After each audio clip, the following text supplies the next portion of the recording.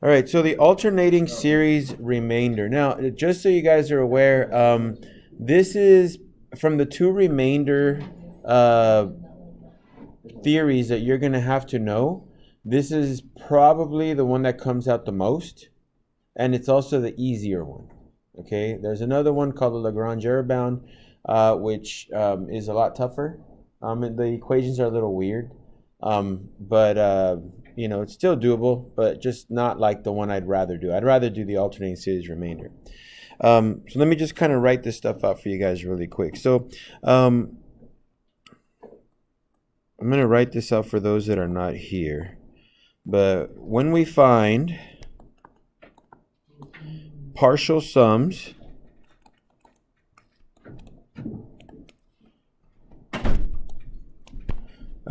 we would like to know how close we actually are to them, right? So we would like to know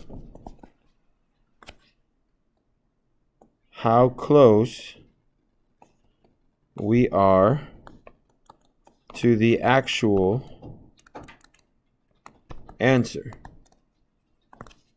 Okay, so again, we're going to be dealing with partial sums, so I'll kind of highlight that for us. So when we find partial sums, we find out what they add up to, and we say, okay, well, that's the sum of the first 5 terms. Here's the sum of the first 10. But, like, how close am I, right? Like, am I really close or am I really off? What's the case? So we kind of would like to know how close we are to the actual answer. So to do that, we're going to use the alternating series remainder, okay? So let me just write that down. We'll use the alternating series remainder to find out.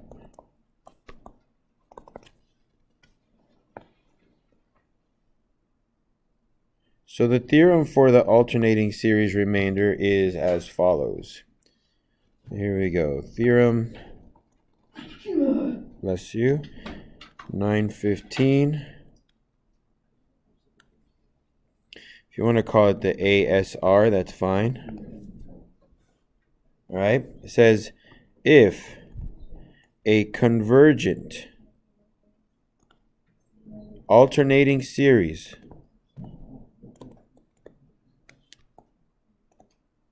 let me make sure I highlight that, because notice the definition says if it's convergent. So if you test it and it's not convergent, then there's no way you can apply this theorem. Okay? But if a convergent alternating series satisfies a sub n plus 1 less than or equal to a sub n, which is kind of weird they mentioned that, because in order for an alternating series to be convergent, it not only has to take its limit as n approaches infinity to 0, but also a sub n plus 1 must be less than or equal to a sub n. So you got to do that anyway. So I don't understand why they say it, but that's what they wrote, so we'll write it down. I think if they just would have said if an alternating series is convergent, that would have done that. So if that's the case, then the absolute value remainder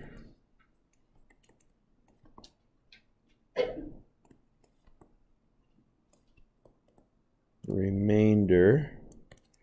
going to call it R sub big N, involved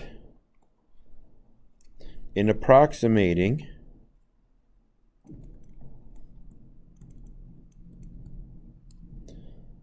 S by S sub n, or S sub big N, is less than or equal to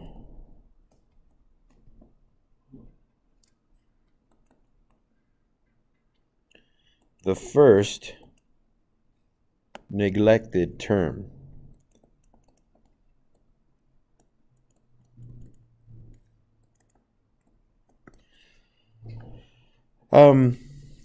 In other words, the absolute value of S minus S sub n. Now you guys, if you've taken physics, you've done this before, right? You take the actual value minus the value you found, and you take its absolute value, and that tells you your error, right? So the absolute value of S minus S sub n, which we're going to call the remainder, should be less than or equal to a sub n plus 1. Okay, so that's the definition for the alternating series remainder. So I'm going to show you one example, and I'll give you the homework at that point. And if you feel like starting to work on the homework, go ahead. If not, then I'll work on some homework problems with you guys. Okay, so here's example number 1. So we're going to approximate the sum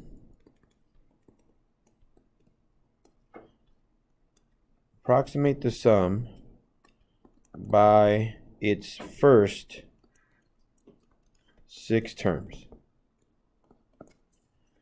In other words, they want us to find the first 6 terms partial sums. Now, it does depend on whether or not we're starting at 0 or 1. If we start at 1, then they want us to find s sub 6. If we start at 0, they want us to find s sub 5, because 0 counts as the first term. Okay, so the first 6 terms, and here's your function. The sum as n goes from 1 to infinity of negative 1 to the n plus 1 times 1 over n factorial. Now, in doing this, they want us to approximate the sum. That means we got to figure out what is the sum of the first 6 terms and how close am I? Like what's my range? Is it like plus or minus 0.1 or plus or minus 5? Like, where am I at? So I'm going to have to do the remainder at the end. But to do the main work, first we got to make sure this is convergent. So I'm going to write, since the limit as n approaches infinity of 1 over n factorial is equal to 0, right? That's a true statement. And 1 over n plus 1 factorial is definitely less than 1 over n factorial, then the series is convergent by the alternating series test. So notice I just proved the requirement of the definition, right? The definition said, the theorem says if a convergent alternating series exists, right? So there you go. Alternating series that is convergent. Okay, we just proved it. So since that's true, then let's find the partial sum of the first 6 terms. So I'm going to put, so s sub 6 is equal to. So when I plug in a 1, negative 1 to the 1 plus 1, that's positive 1 over 1 factorial. So that's 1 over 1 factorial. Minus, the next term is going to be minus because it's alternating, 1 over 2 factorial. Plus, by the way, if you're wondering where the heck am I getting this from, that's up here, okay? That big old equation up there. Okay? So, plus 1 over 3 factorial minus 1 over 4 factorial plus 1 over 5 factorial minus 1 over 6 factorial. Notice that's 6 terms right there. So let's simplify. This is 1 minus half plus 1/6 minus 1/24 plus 1/120 minus 1 over 720.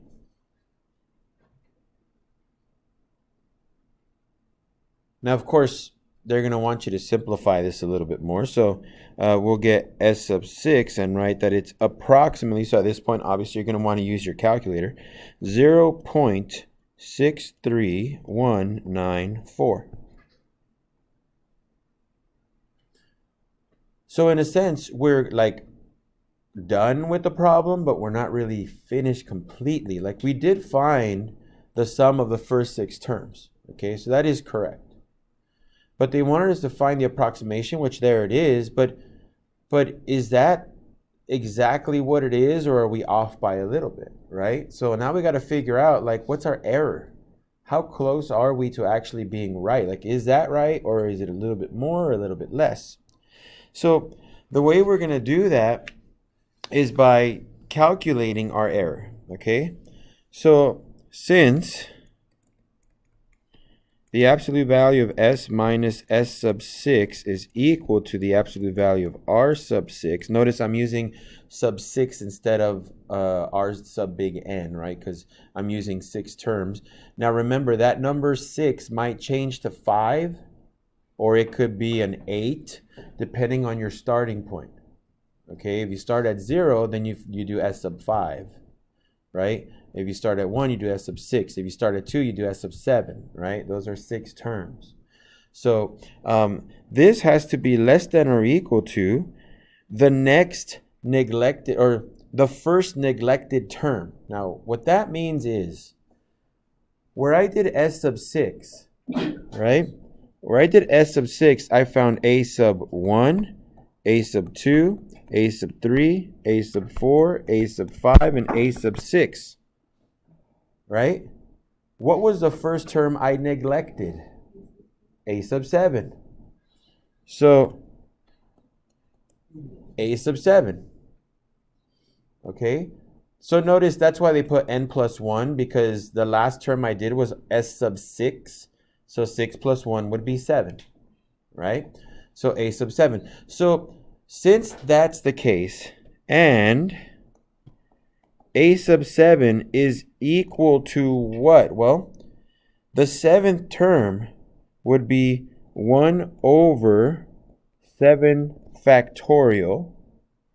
Because notice, according to your equation, if you plug in a 7, you get 7 plus 1 as the power. That's an 8, so it becomes positive. 1 over 7 factorial. That's equal to 1 over 5040, which is approximately 0.0002. We're off by that much in the positive and negative direction. So we got to put that all together. Okay?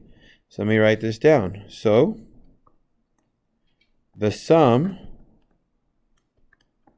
S can be found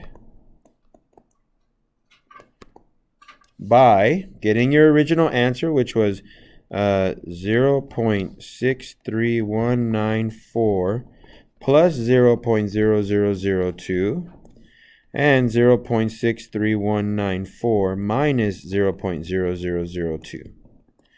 We're making an interval, right?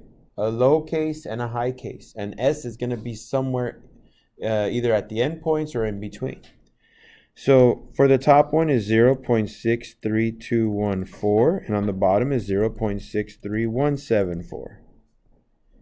Now notice when you subtract, that creates your lower limit, right? When you add, you get the upper limit. So here's my answer.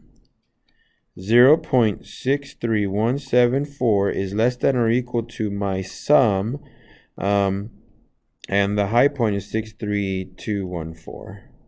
Now remember, sometimes you're in an AP exam, you don't want to write this many digits, right? You want to truncate, so you might want to put 0.631 and 0.632, or maybe, I would say truncate, don't round, because if you were to round, it would say 0.632 to 0.632, right? Which means your answer should be 0.632, right?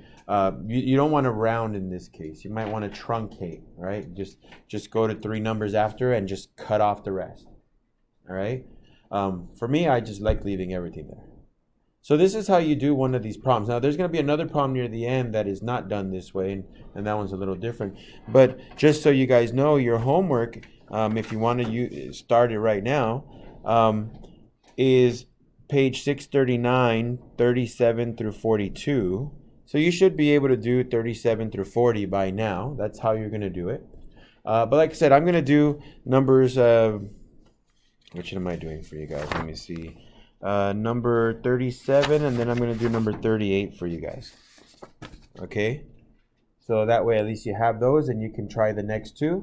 And then we're going to jump over to one that's completely different, but kind of the same-ish idea. Okay?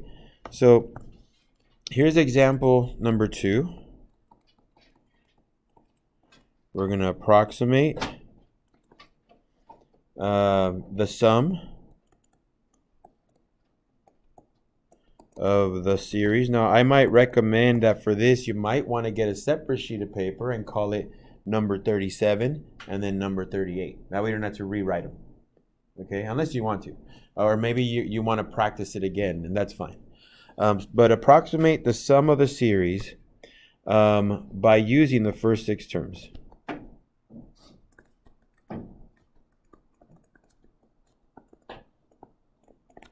So same idea, we're going to have an A and a B, okay? So remember, this is number 37. I'll put it right here, number 37, okay, just to remind you. And it's written out like this, -1 to the n, and then times 2 over n factorial.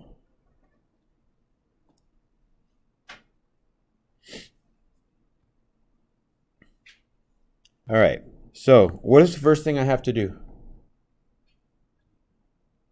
Look at the other problem. What was the very first thing I had to do? Prove that it's convergent, right? Limit, and then the a sub n plus 1, etc., right? So I'm going to write, since the limit as n goes to infinity of 2 over n factorial is equal to 0, and since 2 over n plus 1 factorial is definitely less than 2 over n factorial, then the series converges by the alternating series test. This is kind of what you do when you take math in college. Like, you got to state obvious things so that you can then make assumptions and they can't question it. Right? So I'm saying, hey, I know this is convergent. Why? Well, because of that. Right? So they can't argue with me anymore. Right? Because or else they're going to nitpick every little thing. Right? Like, oh, you didn't tell us whether it goes to a 0. Well, you already know. What? How do I?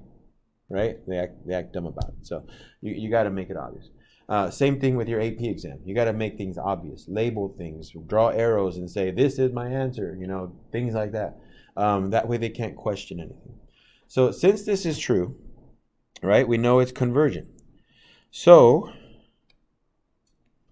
S sub what? Say again? Remember, first 6 terms, S sub 5. Because why? I start at 0. So 0 is the first term. Then 1, 2, 3, 4, and 5, right? So 5 is going to be my 6th term. Are they always after 6? I don't know.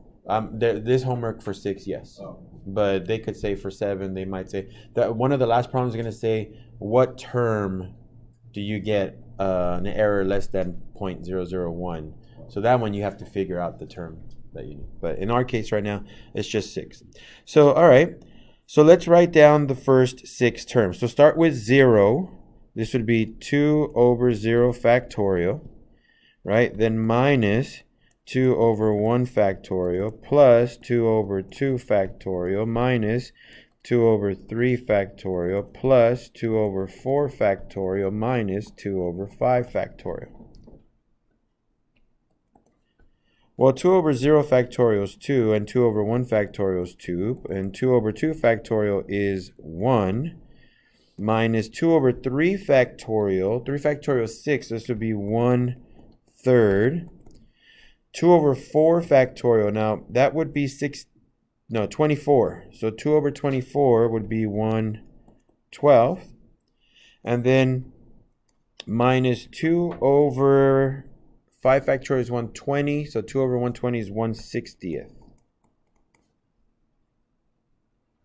Now 2 minus 2 is going to cancel out. So you basically just need to do 1 minus 1/3 plus 1/12 minus 1/60th. And we get S sub 5 being approximately 0.733333. Okay, I'm giving you just the whole digits. Okay, I actually calculated all this stuff earlier because I didn't want to have to pull out the calculator and do it. So there's our approximation. But now we got to check how good is it, how bad is it, right? The other approximation in the other example wasn't bad, right? It was 0.0002, right? That's less than 1,000th in error. Like that's great. A lot of times in physics, they just want 1/100th, right? So 1,000, that's pretty good. So in this case, let's see how good we are. So we found out the approximation 0.733333, and I got to figure out my error. Okay? So since I know that S minus S sub 5 gives me my remainder of the first 6 terms, that should be less than or equal to A sub what? 6, right? Because it's the first neglected term, the one that we didn't use. We used 0 through 5, so we didn't use the 6. That's the first neglected term. And A sub 6 would be equal to 2 over 6 factorial. Okay, now how do I know it's 2 over 6 factorial? I just went back to the original equation. I plug in a 6, so it becomes negative 1 to the 6. That's positive. Then there's a 2, so 2 over 6 factorial, right? So that's equal to 2 over 720, okay, which is approximately 0.002778. So it's also not too bad, right? My error is not too bad. By the way, in the AP test, they always say, like, can you prove that your estimate is less than, 1 over 5,040ths? Well, you do this, and if your answer comes out to, like, something that's smaller than 1 over 5,040ths, then you're good, when you're doing your neglected term. That's how you know you're doing the right stuff. So you'll see it when we practice, okay? So now that I have that, now I got to figure out my range, right? So let's find the sum. To find the sum, the approximate sum, we use... All right, so the original thing here was 0.733333, and I'm going to add 0.002778. And then I'm going to take the same numbers, but this time just subtract them. Okay, so 0.73333 plus or minus 0.002778. And my answers are 0.736111 and 0.730555. So that's my low and upper bound. Okay, so 0.736111, I'm sorry, not 11, 0555 less than or equal to S less than or equal to 0.736111. And again, in your book, I was looking at the solutions. They truncate the answer, so they go 0.730 and 0.736.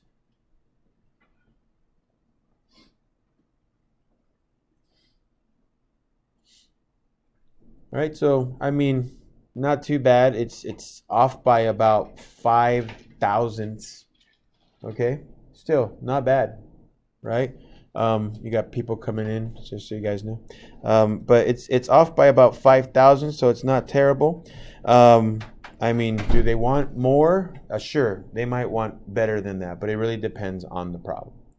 Okay, so again, when you guys get started with this, you're asked to approximate the sum of that series, okay? And then based on that series, you're going to be going through convergence tests to check to see that it is convergent.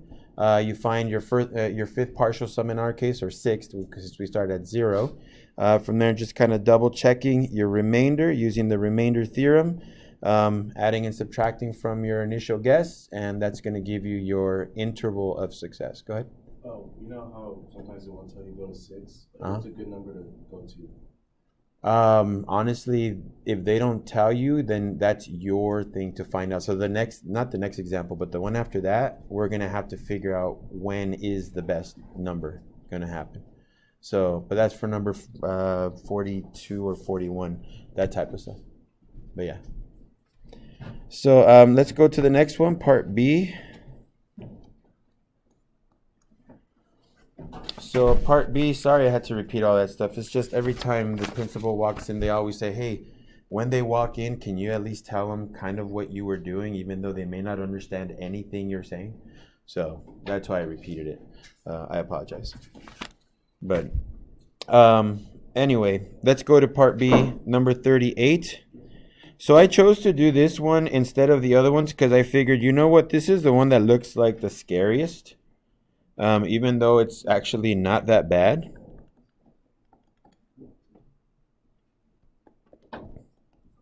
And it's ln of n plus 1. So yeah, I mean, it looks pretty terrible, right? But it isn't that bad. It just looks bad.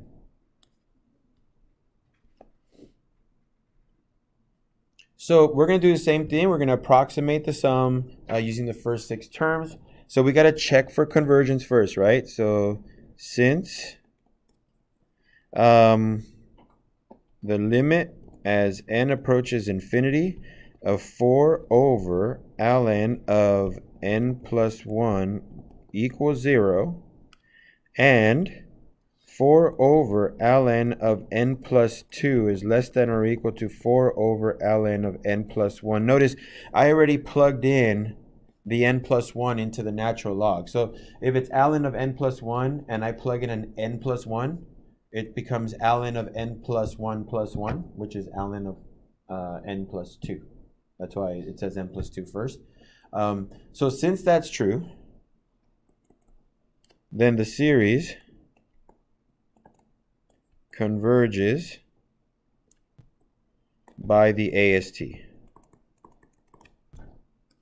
All right, so good. We got convergence. So what am I finding? S sub, it depends where I start, right? Yeah, I'm going to 6 this time because I started at 1. Again, if they start at 10, then you do S sub 16, okay? Because you're doing 10, 11, 12, 13, 14, or actually you go S sub 15. So you got to go up to S sub 15. But anyway, S sub 6 is going to be, all right, you start with 1. When you plug in a 1, your oscillating function is positive. So 1 plus 1 is 2, negative 1 squared is 1. So it's 4 over ln of 2, okay, minus 4 over ln of 3 plus 4 over ln of 4 minus 4 over ln of 5 plus 4 over ln of 6. And then minus 4 over ln of 7. So I'm just plugging them in, right? You plug in a 1, you get a 2. You plug in a 2, you get a 3. You plug in a 3, you get a 4. A 4 gives you 5. 5 gives you 6. 6 gives you 7. So there are all 6 terms, the partials, okay? When you put this into your calculator, we get an approximate value of 2.7067.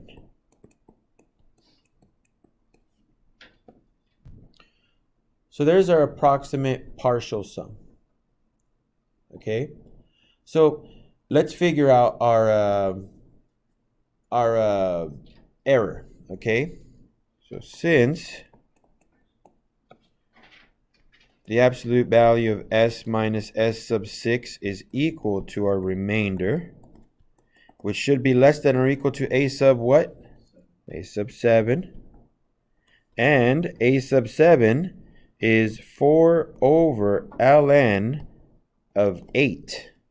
Because notice the previous term was negative, right? Negative 4 over ln of 7. So the next term would be positive 4 over ln of 8. Okay? So a sub 7 is approximately 1.9236. Is this a great approximation? No, our error, we're going to be going almost 2 units, right? 2 whole units. So not great, but okay. I mean, we're doing what they want us to do. So let's find our sum. So to find S, we use So it's going to be 2.7067 plus 1.9236 and 2.7067 minus 1.9236. Those add up to 4.6303 and 0.7831. And that's pretty big, right? It's not right next to each other like the first one we did, right? This is pretty spread out, but it's okay. They wanted to know, this is great. Now, if they were to tell you, hey, by going 6 units, do you get an error of less than 1,000th? You should say, nope. It's over 2,000%. Oh, no. It's over 200% of an error. That's not good. So yeah, you don't want to use that. You're going to want to use more numbers. Okay?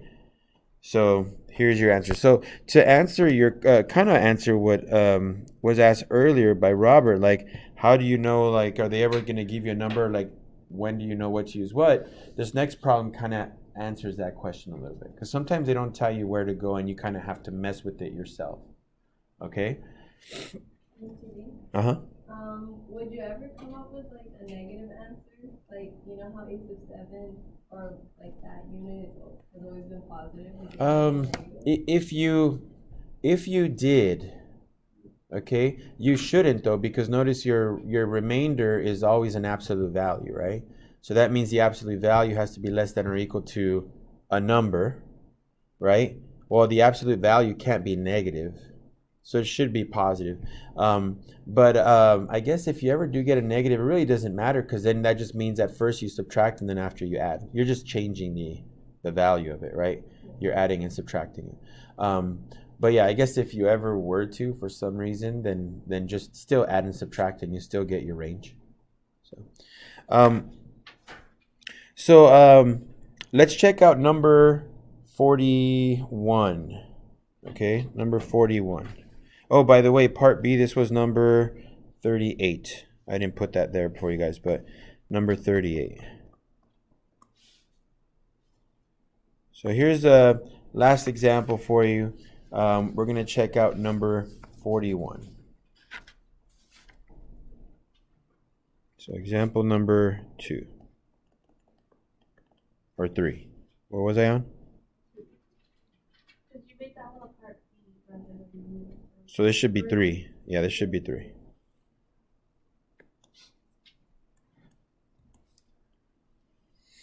All right, so here are the instructions for this problem. It says, use theorem 915 to determine the number of terms required to approximate the sum of the convergent series with an error of less than 0.001. So the very first thing they mentioned, again, this is number 41. They say use the theorem to determine how many terms will give you an error of less than 0.001. Okay? So they want an error less than 0.01. Let me write down the series here. And it goes from 0 to infinity of -1 to the n over n factorial. Okay, and they say it's equal to 1 over e, but we're really just kind of looking at the series itself. Okay, so for part A, I'm going to write how many terms are required for an error less than 0.001. Now they did say use the theorem, right? They said use the theorem. Now, what the heck do they mean by use the theorem? Because this is my theorem.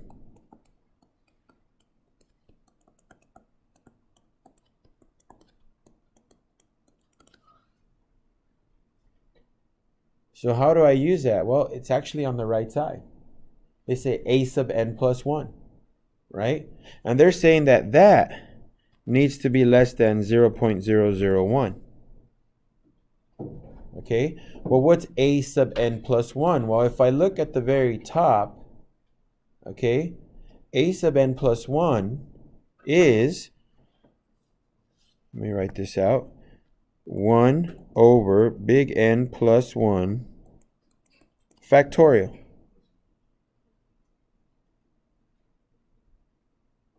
Okay, so it's 1 over n plus 1 factorial, which has to be less than 0.001. Notice how I ignored the negative 1 to the n? Because remember you were asking, like, how do you know if it's going to be positive or negative? Well, the remainder has to be in an absolute value. So then I can ignore the alternating portion of that problem. Does that make sense? How I can just get rid of it? Yeah, it's an absolute value. So now it's a guessing game. What do I try? What's my n value, my term?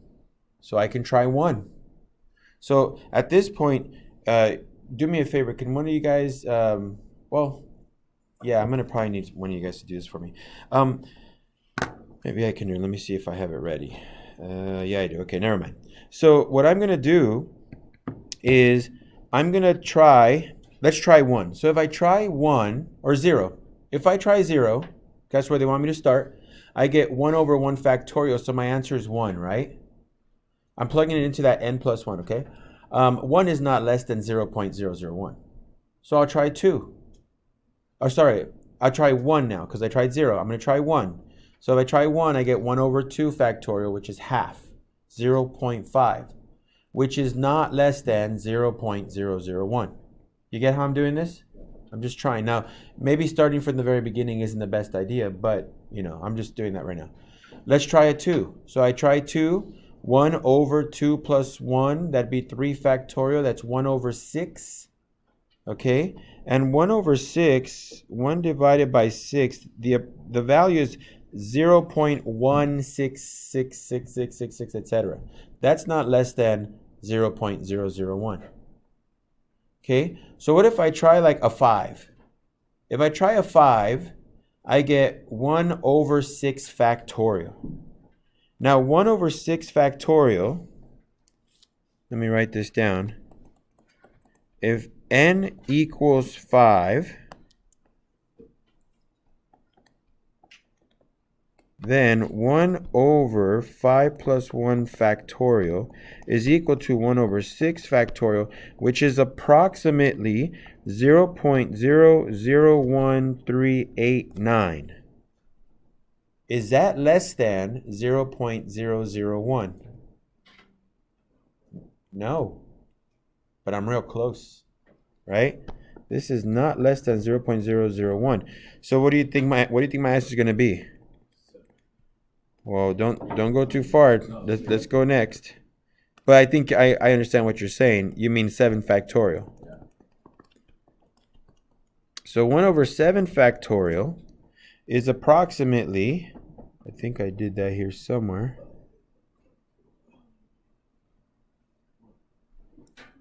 0.000198, and that is less than 0.001. So how many terms did it require? What n value? 6. Has an error less than 0.001. So to do this problem at first, it's just part A. There's a part B. But to do part A, it's a guessing game. Okay? Now, you may not want to start at the very beginning, but don't jump too far out also, right? You don't want to say 10. Oh, 10 is right. Yeah, but you didn't have to go that far, right? You're trying to find the first number where it actually comes out to be pretty good. All right? So are we okay with that one, how we did that part? Okay, so just trying stuff out. Now, part B to question number 41. Part B says, use a graphing utility to approximate the sum of the series with an error less than 0.001. In other words, if n is 6, then what's your sum? In other words, they're saying, okay, n from 0 to 6 of negative 1 to the, what was it, n over n factorial. Wait, how we know to start from 0?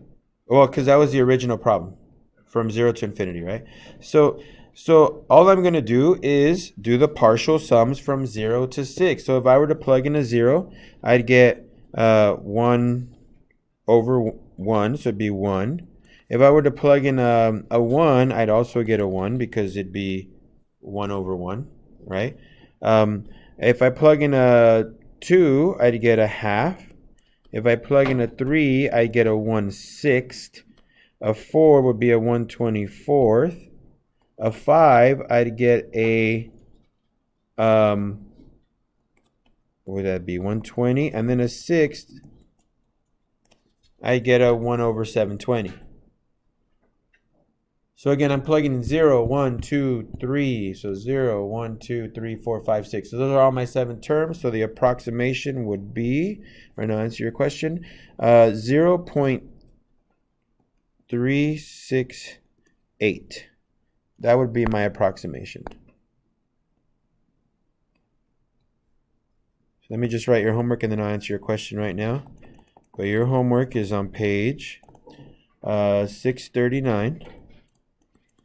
Numbers 37 to 42, and I know I already did 3 of them, but if you, I would recommend that if you're not too solid on this, rework the ones I did just to practice, okay?